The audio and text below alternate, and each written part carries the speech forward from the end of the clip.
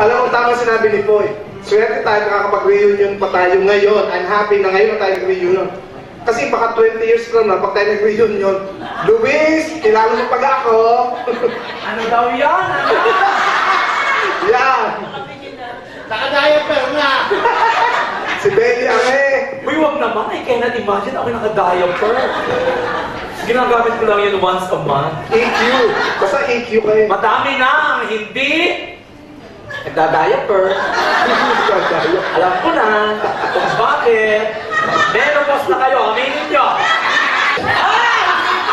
Bakit yun? Sige.